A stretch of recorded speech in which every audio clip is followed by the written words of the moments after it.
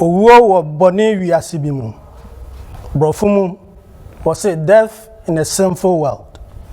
Yadisua etosumienu.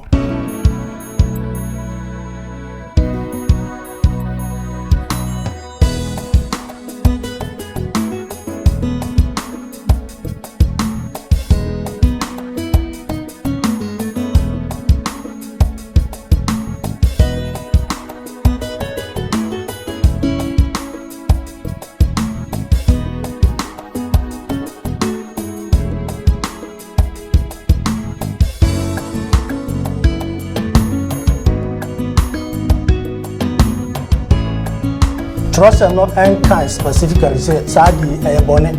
Now so be no nyame so asem so chere say my yes sad walk by faith and not by sight. Enyama nyame mu asem no enye nipa nyansa na ye dey. Say onyame say emfa won say nka wodon saka na wudi bia ubewu. Bibiara ubehu bibia ene onyame asem ebo ebra no bisa wo say if shoe na no hye no so wugine mu anka obeye dey.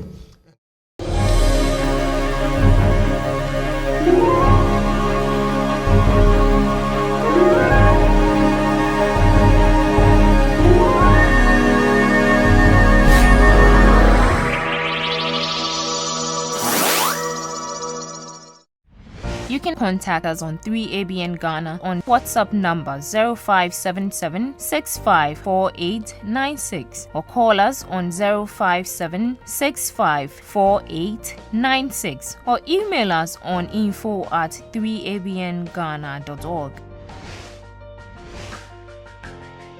3ABN Ghana is a non-profit making channel. We appreciate your support to keep us functional. Please, you can send your support through a mobile money number 0577-654896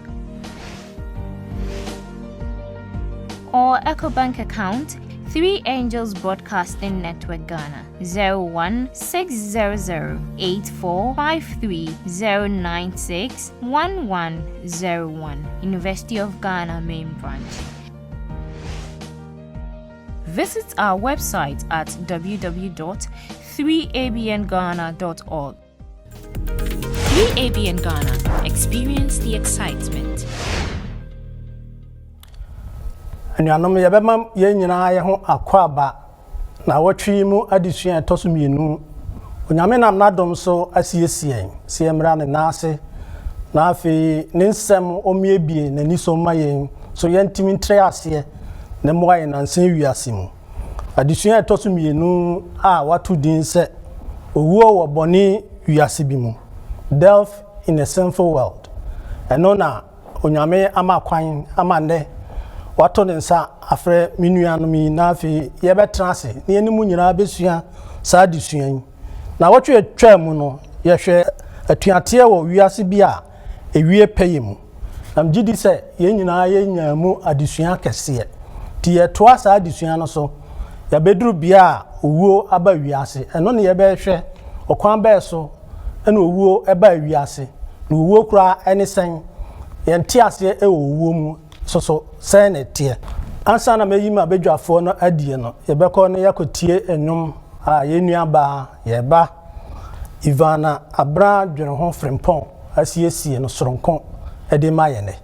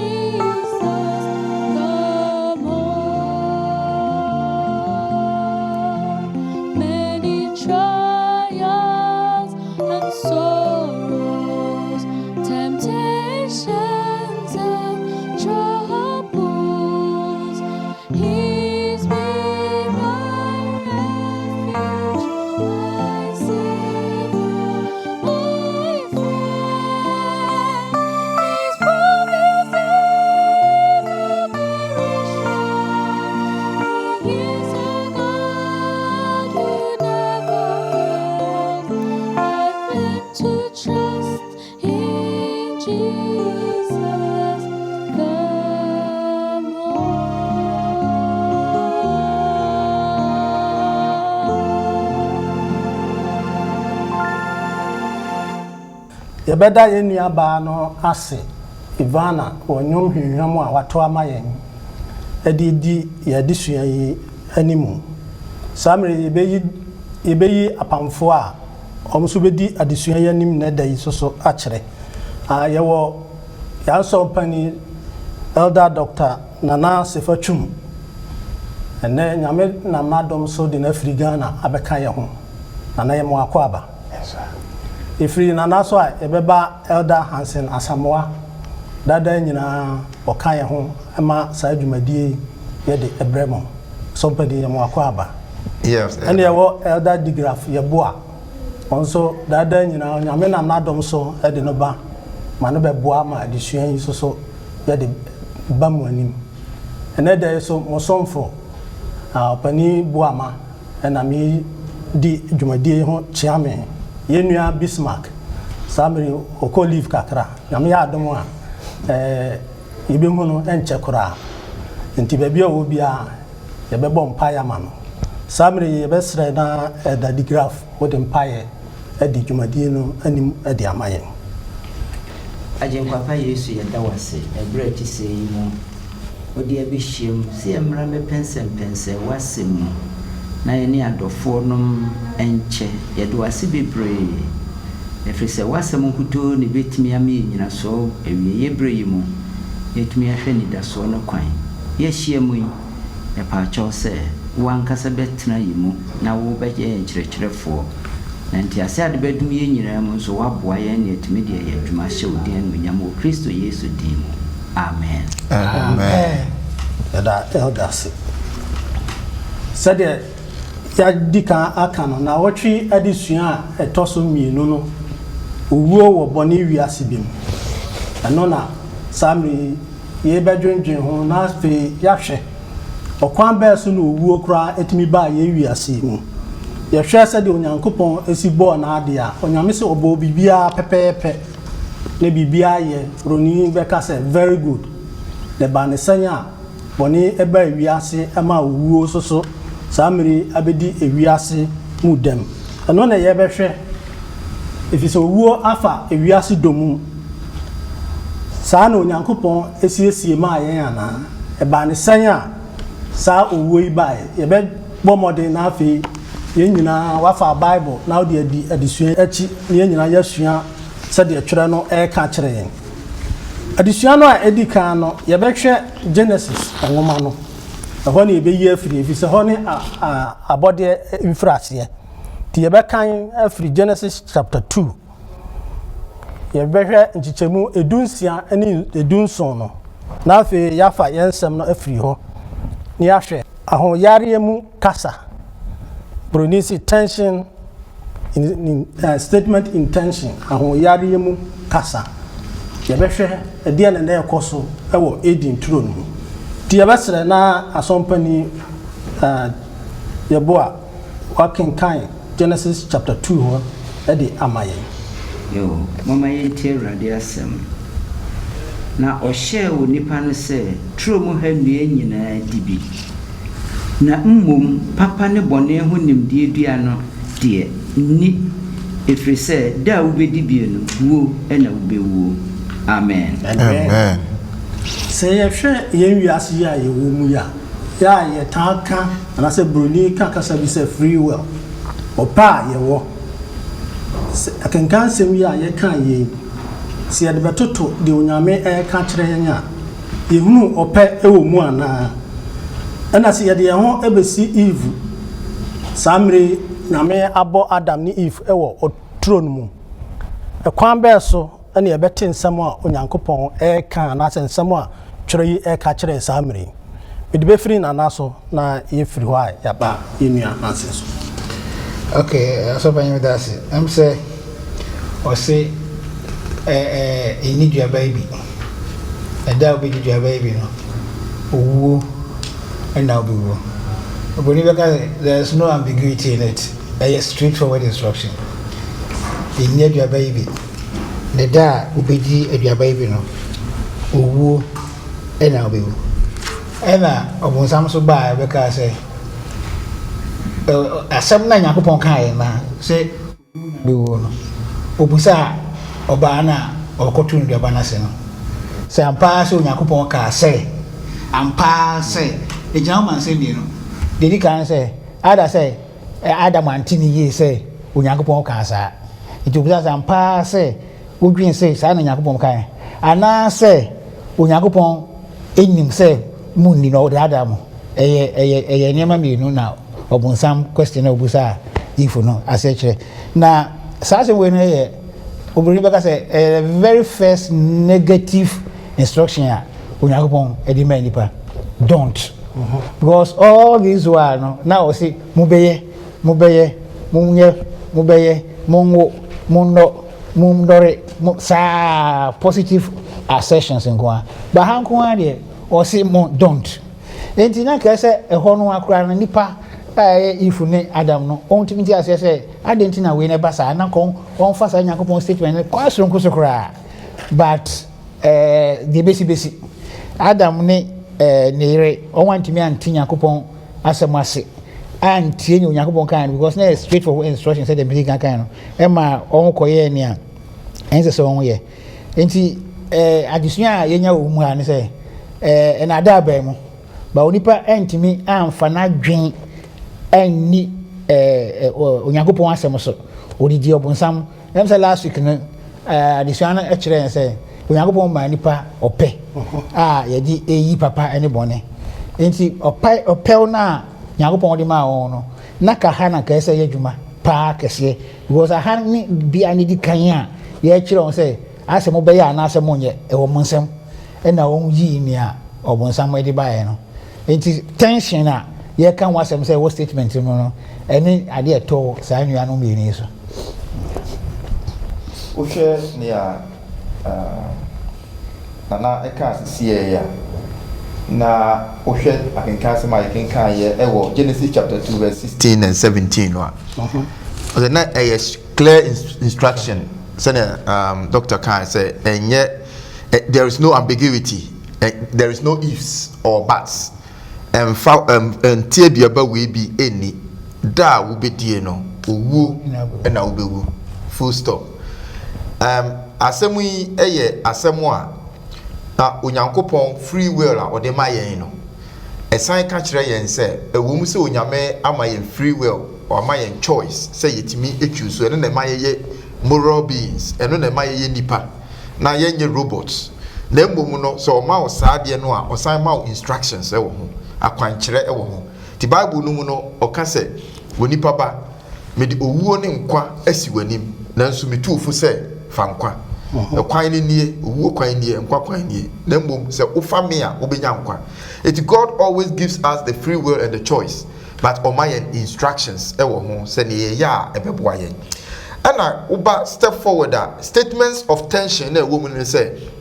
one statement has come from God, another statement is coming. It's here Genesis chapter 3 verses 1 to 4. Unyame amayen straightforward statement. I feel there is a tension statement to be a few will be for front so. Eti say usha statement here by here. Sanya na doke kind of from the beginning no. Or say obonsam bae no ono so ebetu mu obebisa question in such a way say ebema Onyame asem na waka no aye problematic say ni nyame ka ye ni obonsam so say so Onyame se mamuni bia na o se da bi wankasa o se aduaba no da ye bedie ni ye ni trom ha de bi ba we de da ye bedie no ma ye mfa ye nsanka na owuo ni ebewu now say me de masem no ba wi ye no tofa boy wo mu ni say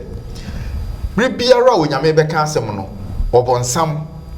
the tension statement ebe so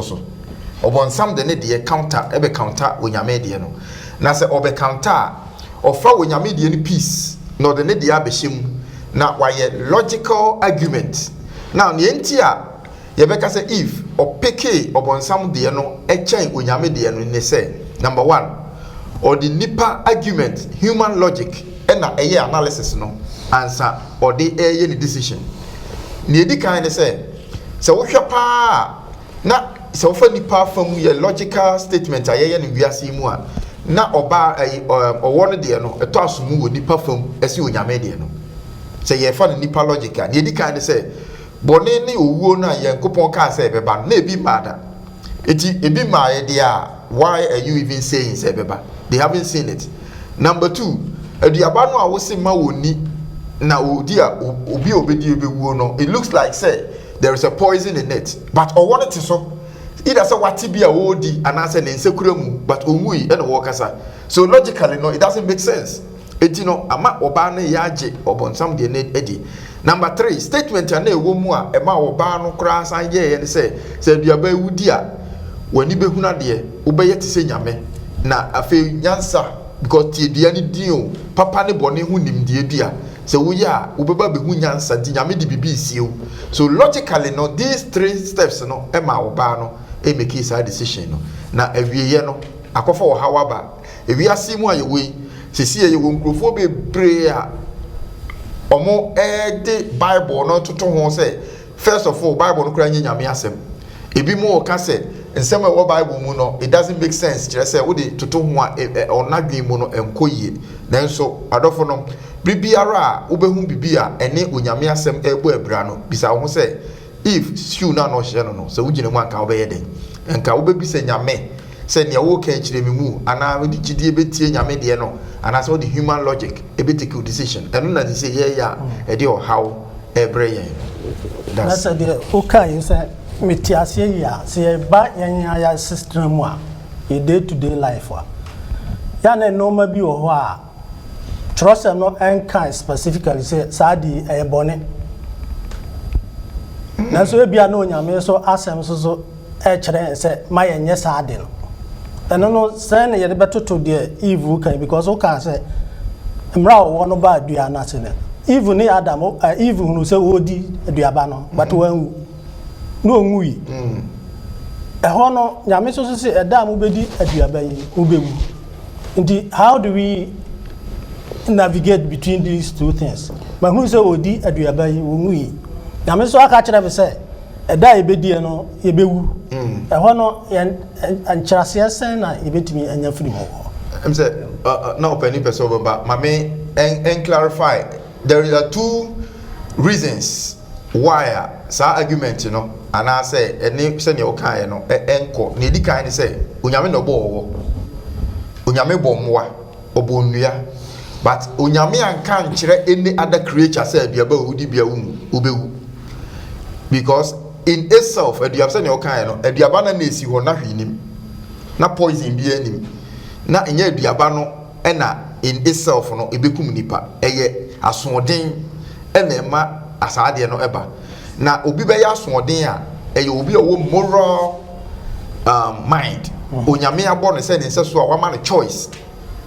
a otimi ede ye ne a epeso wo ye ono na otimi ya asoden enti that specific instruction no was for human beings, for Adam and Eve, and yet for owo number 1. It is owo te so na obita aduaba na na se bia odi na onwu ya. As I say yeti as say there are applications to God's instructions.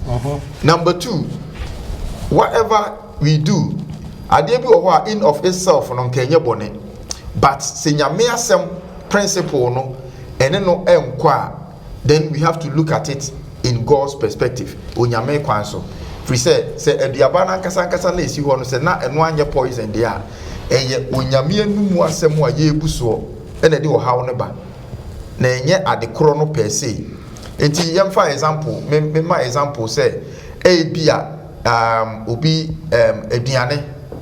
say bia ye ka aduane kura ho asemi aduane bia e wa asase so no anka enye den eno ankasa in itself ne be ka say enye poison, but Nyankopon no obo ade na ka kire wo say me na me bo prako, me na me bo enwa, me na me bo achichede, me na me bo nantwie, but we honte di we ko nipaduam anyway in itself no obi a wadi prako ahwe nwa onwui ana obi a wonni yenwui. That doesn't mean say ade no there is no problem with it. Nyame na bo en wa ma instruction, so we have to go by the word of God rather than to justify say me ye say man me ye say na ko say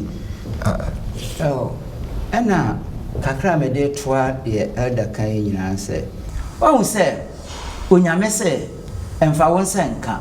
wodon saka na wudi bia ubewu nyame anka nkyerɛ wo sɛ ɛyɛ 1 day and 2 days and 3 days wanka enti no sɛ nyame aka so owuo no ubewu ne de ɛyɛ de ya na owuo ne bɛba enti wonhwɛ sɛ ensunsuaso ɛba ye no so ɛkyerɛ sɛ ɛfa abre bebre ansa no owuo no so ɛba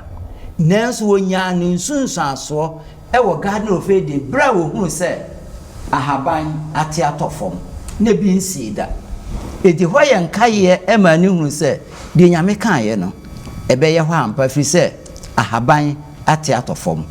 ahaban na ɛtotɔfom ase ɛkyerɛ sɛ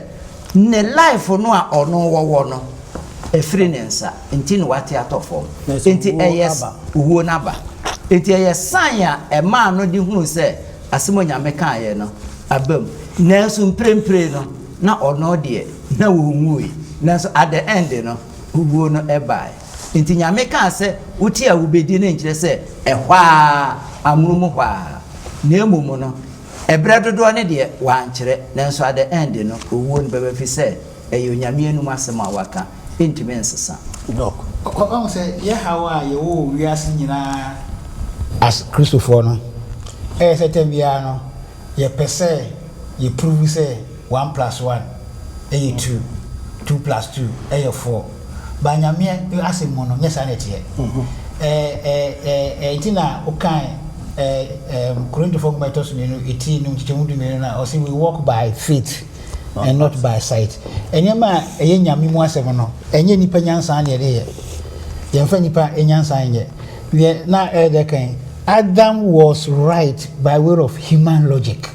nia say odi nipa adwen ebubu de na kane de ne yɛpɛpɛpɛ ba asɛm ne say enkon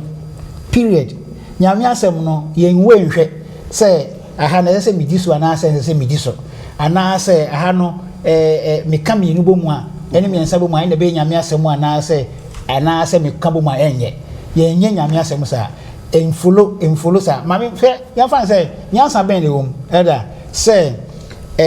atamfoɔ ɛde missiles tankers ni ade egu so na wakodu empoano a ɛpo no nso ayiri na yɛsifa onantiam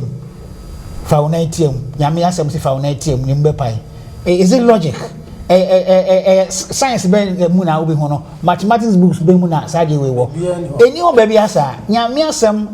you can dilute it the nyame kan no period yensusu nyama na bebia no so no enyema no ba mienu wa ho sɛ nyame asɛm bae ɛna obonsam so de bae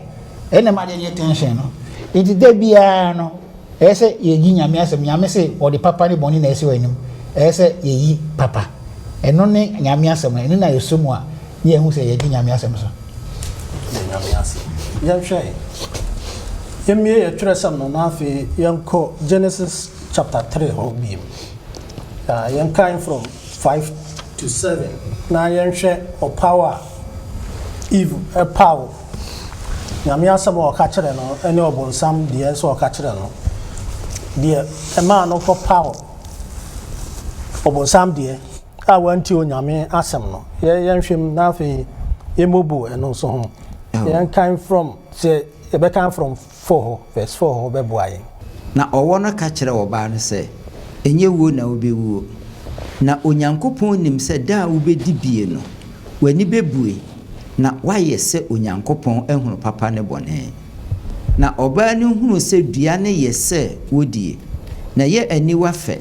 na yɛ akɔnɔ na ɛbɛti ani enti wɔte na baby na wodi na wodi bi ma ni kunu a wɔka ne ho no nso na odi na wɔn baa no ani buebue na ohunu sɛ wɔde da ɛdagya enti ɔpam brodoma ahahan ɛyɛ nkatanimu ɛfae yɛdasɛda akenkan sɛ mi sɛ na yɛbɛkyerɛ aseɛ yɛka ɔpaw ho asɛm ne yɛmfa mmara yɛnya yɛabrabom so ɔkwan yɛfa so paw nneɛma bebree ɛwɔ yɛ asetena yi mu yɛhwɛ evil deɛ sɛ nsakrayɛ bi wɔ mu a anaasɛ saa kwan no ara so ɛne yɛn nso yɛfa so ɛde yɛ ɛpaw nneɛma bebree wɔ yɛ asetena yi mu or power Nyakopon Edmire no is young last week we say out of love or do and now namso this or power mine na the chance to cry no nyame bo adiwi na o ka kire nipa say half dominion can you say half dominion just Nyakopon the near money nyina e she nipa ansa saa asem na efi nyame anu ba nyame anu asem bia bia na yemra chechiro no akasa ndio ka say half dominion na totally holistically ultimately half dominion nyame asem ne period enti Adam Hawa eni Onyankopon omu Hawa ne Adam ne kun Adam no omu ni tumi eni ahode nche Nyankopon Nyankopon ehwe Adam eni Hawa Satan kwale na Adam mamu ayi dua no asem ba no na yesi na Adam ni na bia no kwa so yes story fofo ya di sua wo aha na Adam oba nyame ebo mi nanka Nyankopon ntimi mo ne santo ntwene anase nka ntimi so nenu entwene nsi baabi anaka ntimi emfrede ni nka nyame ntimi nye bibi emma Hawa enya aduaba no ho ana okona na but this time in his own faithfulness Nyankopon no kredie odi amani pa oni ne ho ntino ontimi enti papa bi say the fall of man sin by itself no came as a result of the faithfulness of Onyankopon akasa Onyankopon is so faithful say ontimi taking the word back or the ope ni adom ni odo ni bibia shonsa taking back from you no grand enya so enti kan de bo ho kan sa odo no kan Nyankopon ho na obebo ode bo ade so odo no aye ni mu ma ay for say be say for the Christ of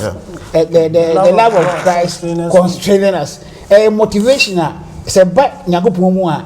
enti na ayen no ye kan odo na ye keka ni biara keke ba say ye kan odo Nyankopon de adwuma na na Bible friend agape love na ontimi nya ho hwe nyame odo no kekere no so enti ontimi ensi how akwan ewo asem a odi ahye ne nsa odo ne ewiase odi ahye ne nsa no God was limited in a way so obetwe Adam afiri ho nti odo a ehye Nyankopon ema o man ope no eno ne kofa sa we nyina bai na ye hunu ope no a odi man no so ehwe yi all right doc that's it to me pick a free odo no side no in this case onyame do no ankasa ene ne mra ene nasem no ekekere no it binds him in a way say esan say wanye yen as robots intino na there was no way in fact what kind of spirit of prophecy abofo no kra were ready say yenko hwim ne mfiri o se ja no making a choice they had to make their choice if you say choice is part of the love process now I feel choice no ba obonsam abema contradictory statement say yedi kan men san ko no bibiem but wohwe niema if gina so e making a decision no a me first submission no me can say ohwe human logic na eto asomu man wo nipa ni so say ne ye because na say wutie internet so na wutie radio stations ni TV stations na hwe amanfo bia o sorry young people they are crusading and campaigning against onyame asem Bible no a ebe yo nwanwa and some mo ka no bebre no de tutu nipa abrabo mu a eto asomu na de na if gina so a ode eye ni decision no so wo hwe pa verses 5 to 7 no that can kai or say na ohwe ni nyina o ka kire ne say you shall not surely die enye obupa na wobewuo na mbom wani bete wo be yet say Nyankopon na afei o ka say wiye no if we begina bibi so aye decision o say na if hunu say aduaba no akono na senses no afei instead of using faith any nyame asem to judge no or the human senses and emotions and a judgment no it in the senses no say aduaba no eso ani akono ebeti ni pani na afei so ebeye de it is good for consumption to look at it in 1 John Yohane all kro abrasa for no o say adofo no mamonye bone na mumma wiase ana noma mun no wiase ana noma e wo wiase na ade e wo wiase bia no e den honam akono eniwa kono ene asetremu ahohoaho all these three things are John Cano in the New Testament, you know, it played with Eve and all the senses too, all the human senses. Exactly. Eniwa kono no sight normal asetremu ahohoaho a ne nti anipa twusu normal out of abra nyamenka ho ne ye se pese ye hoahoa ye ho asetremu ena appetite in terms of sex appetite, in terms of food appetite, in terms of alcohol and drug appetite for consent appetite normal ho do ye kono no eno good and you say obonsam the picture no man no and also the nipa senses instead of going to God and then your family asetene mu me say be a follow up question no say yen so we do even more than that. Sakran ye beko yen so na say ye hwe say the adusuan di ama yen hwe Yesu emra o course so exactly na obonsam ba say obeso na hwe no sa kwa yi aso and ode enso hwe no ba ye appetite aduane say oye onyame ba ma bu enye den dane abodo and also yi wiase no ma afefe de e wo ho nyina so kire no good the same issue if we face you high the same criteria na the same bonsam use e dey better Christo eti ne make ko sie ni say obonsam so hwe bia o de beba nipa so no these criteria we e dedi eti Yesu kura o de ko ne ho o de ko Adam sa na me so o de beba me ho se ne obonsam de be so ma hwe no se nye sika ho ade ya ebe mama hoahoa me ho a na yetumi bi a ye de ahye me nsa post ketua bi kitikiti bi na me de adane boss e wo bi so ana se eye aduane ana ade bi a eye appetite sense to the sensual sense no ana se eye bibia eboa me ama machusu eje nyankopon ho. This is how Satan comes to us. No be idea different, and so principle only the same. It's ancient and so adofonom. Yen nyina ti say if say obonsamba ye ho a yen nyina ka ananka if pa ananka so tu America koni kunu ho ko bisa no ana obisa nyankopon. But do we go to God to ask him when Satan comes to us? No, we do the same as Satan, as Eve. It me the mesu free we mu ne say obonsamba me so a ese say me di bibia to na me ko nyankopon chen ana me ko na sem ko bisa say Awurade wasem ne sen say entomaso mu kura no a I shall follow God rather than man and Satan and no ne boa yen e ma yedi so hwere definitely nyankopon asem ne entowaso normally entowaso ye yo me de niema mienu be boa wo bra obonsamba hawa enchen minim say sadie na nyame abo won kokko na wosra won enu se hawa wanfa ne mre kura na yenhwe wan se nyame e kan se eyaduaba ba ko pe e na o kan ho asem kire ne se ma onfa ne nse nka ma wonni so ba ko pe but sadie be ya obonsam betimi ama hawa adwene mu aye ne kesre ne ama asembisa no onyia no say yes or no nemum odin chiremu ene beyi ano na wohwa ewiase asembie bebusa wo a wonyia no ane anada bi na din chiremu beyi ano bia no ebie kwan bebre emensembisa bebre ebi na obonsam de ye oba no enti ka obusa say enti diaba na esitro mfimfini nyankopon aka say menni bia enkoban be ya no tiawa se ani nyame se mayini but one say ode kofra niema ni nyina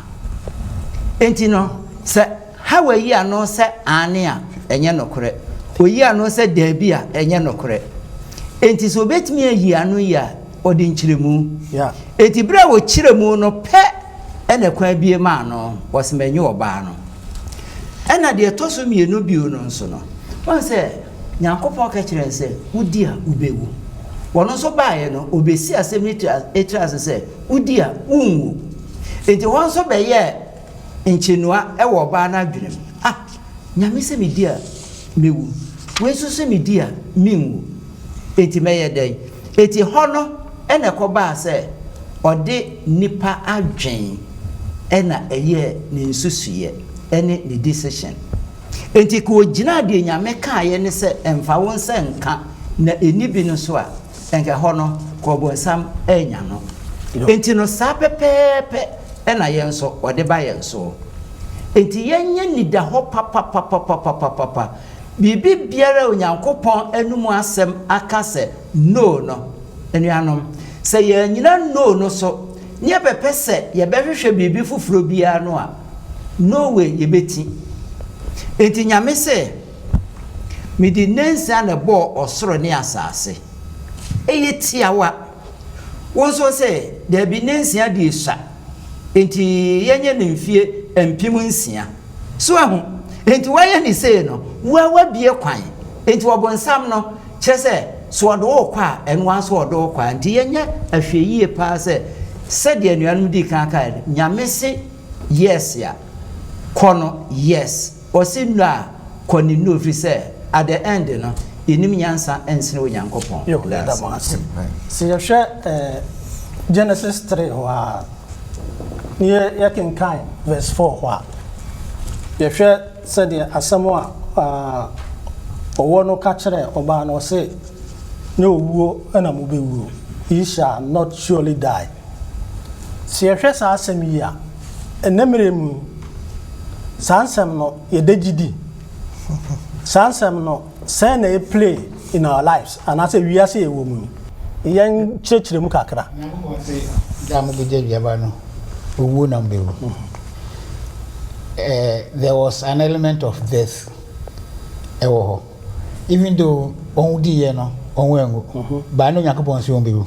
and here starting on say that the graph chechire mu say ahaban etito ye any emoa onfuti ase ba form ni ngura establish nyina che say ampa bibi ice asase no so enye no ba bio sa asem na obonsam gina so ka say nye owu na be wo obrofo kan yi pa o say that shall not surely underline word be surely I just say upa na ubewu kakra no we need to tell something like that don't say obonsam afakwan bi so ama sasem no aye no kore ekwan bi so ewu nipa bebre ni so na nipa bebre a propound theories ni philosophers bebre aye hu ne mama aye to say aye intellectual debate and I say intellectual discourse na unfortunately for Christians ama akoye say ye dia be wura yen discussion mo as part of religious discussion but and can count because nyame so chechire mu say owo na be nyame dia na period enti ene wohwe mu a yesi obi wo ho a ahabwa de minim say taisia but Africa titu yesi obi ewu na wakotna Ivory Coast no normally Ivory Coast na won ta kotna e na wakowu bebre e na ye de ne ma ba obi so wo ko ba bi na wakohia obi ama nipa age ayaje di so obunsam ka say enye wupa na bewu no ya ye no correct but entu nyame asem nyame aka pepepe say da ebewu no da ebeje duaba ne bi bewu enti efi ho no owuo na aba abeto enipa so wan say tama Adam bae na ne yire je duaba no na ono oye be ma no naka Adam otumi bia sa time no eni nyansa bia sa time ne say obeji kache nyakopon say erade o kache me ene me yire say yeni aduaba yi me yire akodi aduaba no me pa wo chew me srew aka de o be me yire bia no fire me naka wa sacrifice in life ama ne yire eza say sa Adam na ntimi anya sa nti no na we needed another Adam obetimi be the first Adam ne ye no enti na Yesu Kristo bae enti sa owo na nyakopon ka se bewu no yewu but we have hope additional someone no say Yesu Kristo na o second Adam no bae ono de obetimi obunsam ko so ono hweye say de o so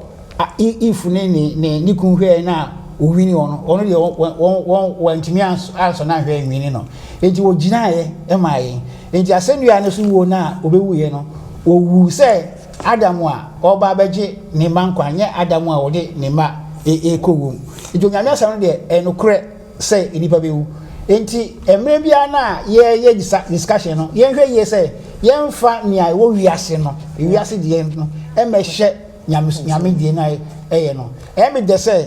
ye ka asemo de sakwanhwefo na ye de nyankopon ama yen adin komhye aka bible ho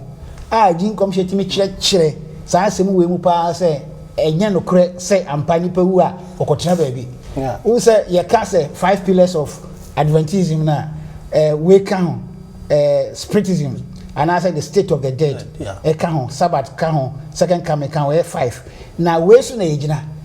Christopher a especially Adventist Christians say tias say nyame si nipa wu a na wawu ye beda akotwen no akosi say time a Paul e kan wasemo sonika fo ngoma 39 no beba na obi a okoda ye no obe sorry a ye no be ko heaven na wakudi da yesada na for now the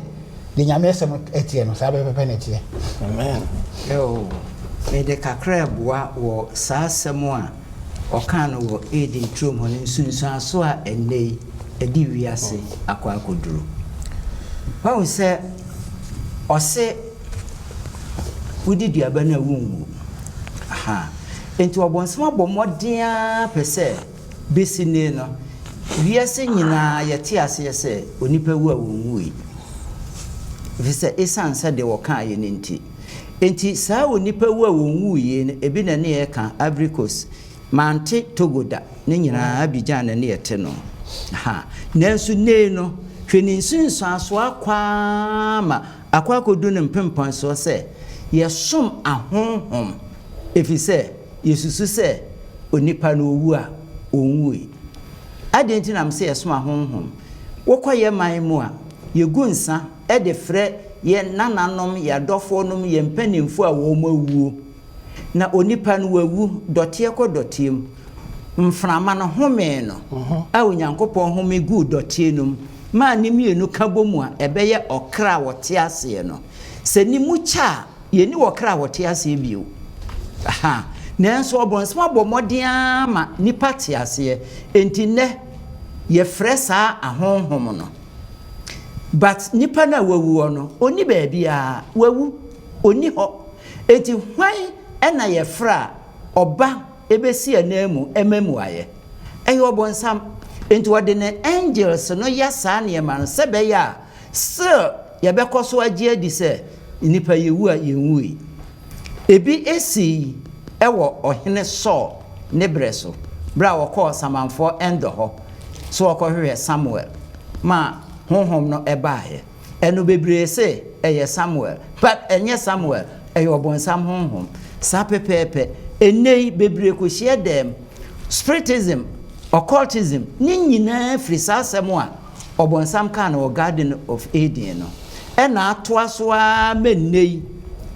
edi akodu ne mpompon so se yesom sa ho ye kase ye kan eye bebre enam so ena Egypt sa asemi ya so ena omunya wo mkyerɛkyerɛ enti won se wo mahemfu no wu a wo munwi enti yes kura won baabi a wo munim se wo mo ete ase sa pepepe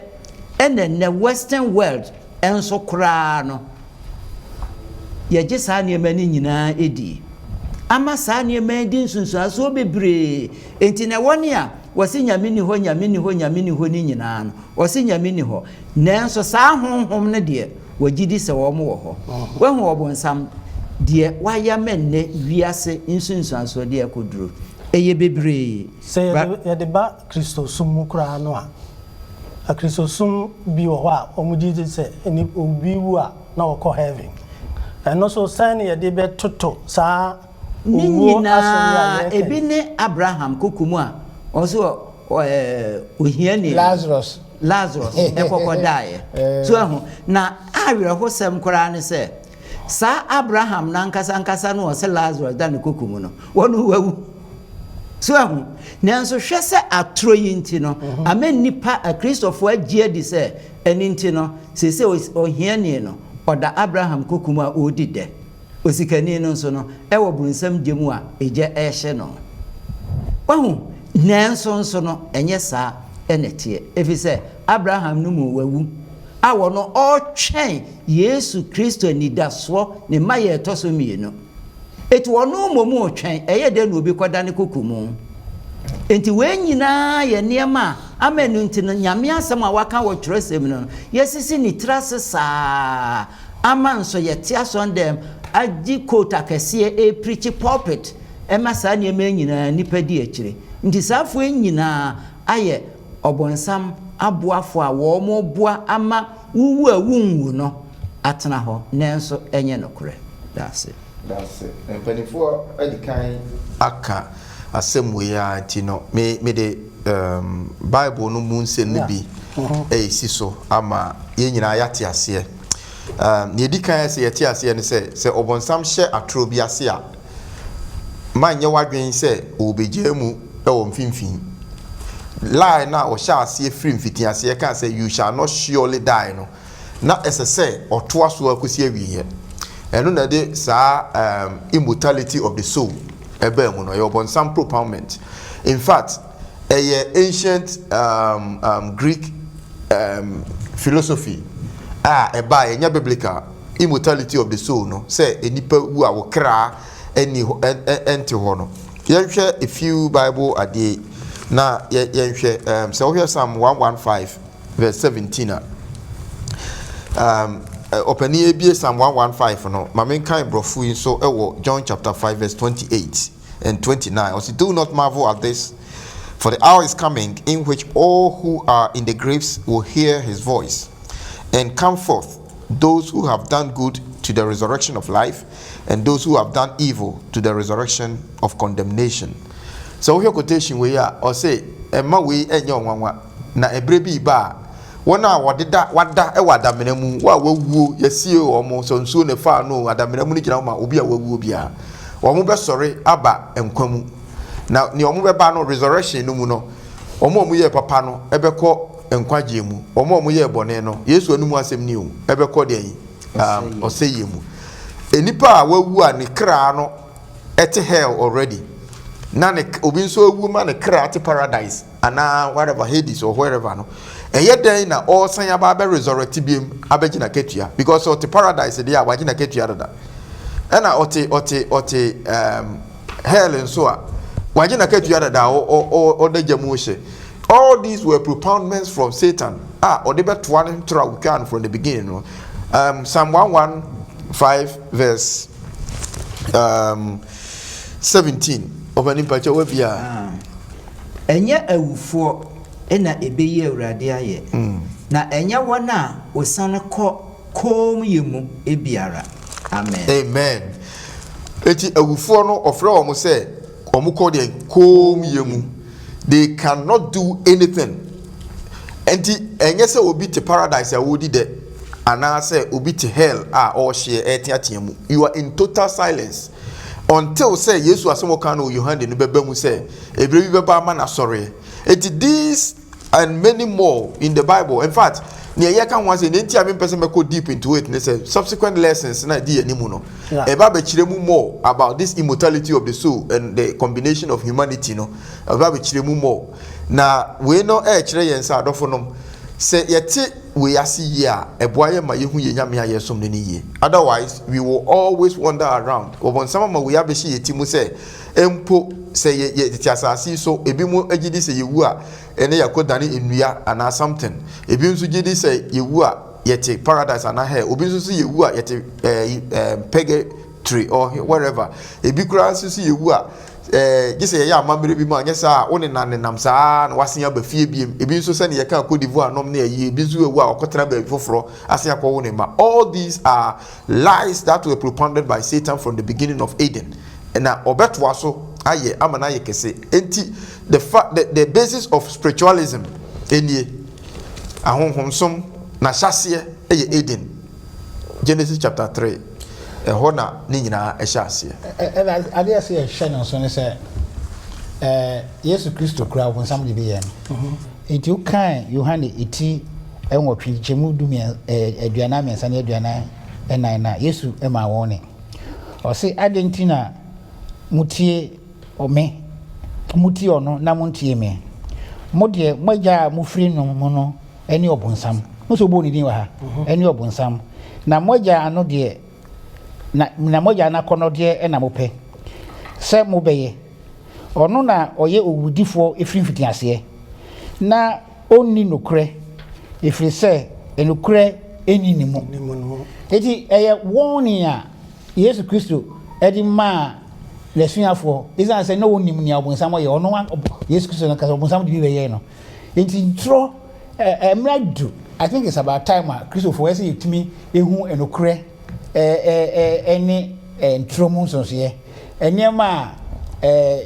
obonsam de ne dia bebeta ho and I think for us here no say ye blunt kakra na yetimi wamuka memenda homeda ho asem ni kwasi ada homeda ho asem so say obonsam de ne dia bebata nyame de ho bibie nyakopon epese oye no obonsam eye ni fake enti yema yani na ho nyame homeda o awade o bibie obonsam de ne de aba ba ehia say ye betia say onyakopon de no asem nyakopon asem de no na asem ka ho said thou said the Lord onyakopon say awade ba ko ye ware oba ana say ye ware obima oba ware obima obima ware oba sa nyema we nyina obonsam de ne de aba enti say ye me yani da ho me da kwanwefo kristofo eni won wanya me da akwanwe kristofo nyina say ye ti nyame ase say ne waka na period obonsam de no beba na ye me yani na ho ye me yani na ho ya me yani na ho de a na if say blemu no na say e blemu adam so adam ase but you ntimi nsore sa adisuan ya ase de ya kan nyina owuo oboni wiase mu but anida so bi so e wo ho mayen yes ndi ntimi nsore adisuan so a yan kan nida so no asem ya mera no kode na so ye befa meeting you know e de aka yan kan Genesis 3:15 and 21 on afi 15 no 3:15 say na medo otan beto wo ne oba no ntem ene wasefo ene nasefo ntem ono na obebo wuti na wonso waka ne 19 edubaako 21 no so say na Awurade Nyankopon ye nwoma atade ma Adam ene na yire e de share won amen ada anida so asem de yesuan nyina mu no anida so asem na e wo ho mayen that's it. For the purpose of obia o tia the suan ya ebi kra onim contest no ye di kan aka say onyame boade pepepe owie ye na ode Adam na yire etina mu no ka say mongo monno monhya asase so ma and straight away in chapter 3 obonsam enam owo so ebedada Eve ya kan the suan mu na ada anu akire no na nka ne yesese eba ne say nyame anu mu asem ni owuo na aba enyesa etiko owuo no period ya wie nyame say owu a obewu but eniji sema ewo mu ni say Nyankopon no so ehunu say it doesn't matter say waka na semato wo no ese say opekwan bi so nso na osan gi nipa nkwa na kwan obefa so age nkwa no medical free verse 21 no answer maba the you know the verse 21 say onyame no aye nkataho ema won nkataho no ye den okum odwan ena ode ne nwoma no ekata won ho nwoma no ye Kristo ne righteousness na ebeba ena odwan no ye Kristo nyame egwama no John 1:29 oyi wiase bone kro no ena moja no hwiegu ye no eye se bonja hwiegu ama bone fafiri ma it is straight away no Nyankopon hyase ye bone ne ho adwuma ono na take initiation no ena wo pronounce so in verse 15 they say na me the time beto wo ne oba owo no a ogina wo ma obonsam no or the time beto wo ne oba no in this sense no context prophetically no egina wo ma nasafo anase ne man na nase obi be firi mu aba no Yesu Kristo obebo owo ni ti apeche no na ono nso aka ne nanti okai ne say he bruised him Isaiah chapter 53 he was a man of sorrow, he was bruised for our transgression. It is our bruising no and na walk kan ho asem no ne Yesu be ye ma ye anidaso nsem e wo mu nyina ne say na nkai say ye wuo in Romans chapter 5 ho no or say na 6 no say ye nyina ye bone wuo ne say ye but Yesu bo share no share wo ho no e ye anidaso e ma ye adofo it doesn't matter baby yakọ akuduro it doesn't matter say ye gina Eve